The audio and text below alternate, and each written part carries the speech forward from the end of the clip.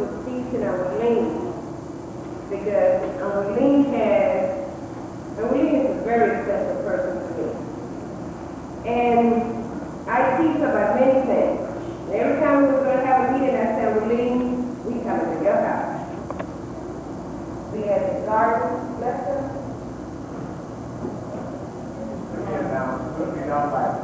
We'll be by the pool. Okay. So don't forget at 2 o'clock today. Some information that we received lately from the Bahamas. Louise Simonette, Helen Adams, and her daughter were able to bring us up on history that we had heard about many years, but we didn't know exactly how it came into place. So she sent the material. She thought she would be here, but since she isn't here, Charlene will read that part of the history. That is going to lead us into the rest of it. But one thing I wanted to tell you, this information is only the beginning. It's information that we have received. If you don't hear your part of it, it's because we didn't have it. We're sorry about that, but this will give us a foothold into where we came from, and maybe at our next reunion, you will furnish some information. So, Charlene, will you read the material that was sent to us from the Bahamas, from the Adams side of the family, and it's leading into the rest of it. So, the information that Bowman was speaking of, Ishmael Ishi Adams was a free slave. He had 3 wives. His first wife was Sarah Royer, a French indentured servant, as white slaves were called, who served as the nanny of the Methodist ministers' children in Green Turtle Key. Marriage between Sally and Ishi was forbidden. In order to ensure that the black former slave and the white woman would never marry, her master shipped her back to France. Ishi was not to be undone, however, and he sailed off behind her in a boat that he made with his own hands. He caught up with the ship in Turk's Island, where he and Sally settled. From this union came the following children: James, Laura, Nathaniel, Jane, and Virginia. After Sally's death, Ishi remarried. Due to incomplete information, we were unable to discover the name of his second wife, but we do have the name of the children of that union. They were Ishmael, Rhoda, and Jinx. Jinx is the daughter by that marriage. Ishi married for the 3rd time. After his second wife died, hopefully further information will reveal the name of the third wife, as well. However, information is known that he became the father of 2 more children, Louis and Rebecca. This presentation will document the line of the Laura Adams Simon through her younger daughter, Rhoda, who provided the information.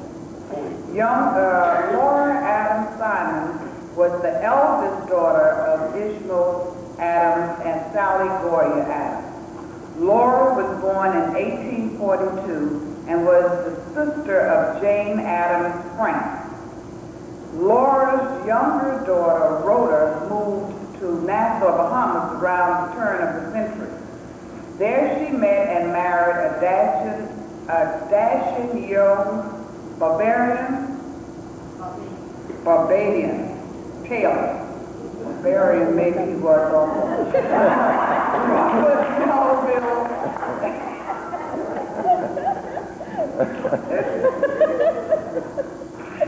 Robert Melville Bailey was his name, and they were married on the 21st of October, 1902 at the Trinity Methodist Church. They had 9 children: Benjamin, Gladys, Rosalie, Nathaniel, Louis, Robert, Arthur, George, and Helen. Of that union, Nathaniel, Louise, Robert, and Helen are still alive. Laura moved from Turks Island to Nassau during her twilight years. She lived with Rhoda and her family until she died on 2nd of January in 1927. She was 84 years old. Before her death, Laura had passed on by word of mouth to her children information about her parents. Rhoda Simons Bailey, in turn, passed on the information to her children. The information provided here that I'm reading was obtained from various sources. Robert M. Bailey, son-in-law of Lord Adam Simons, kept meticulous records of his family's birth and death.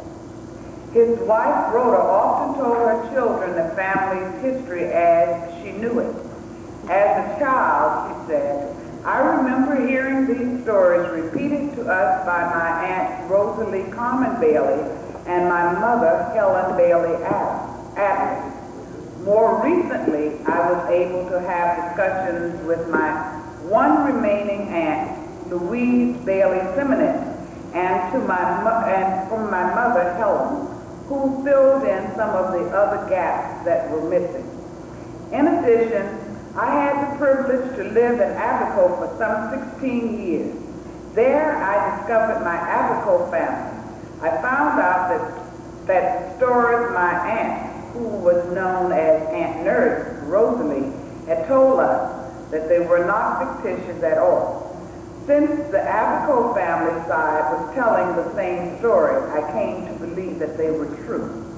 In the past 2 or 3 years, my mother was able to obtain the limited information on issues second and third wife from other family members, but no name has been provided as yet. Unfortunately, our family history is by no means complete. We must urge other family members to do their part to fill in the missing links. In absence of recorded documentation, we are bound to have unverifiable data.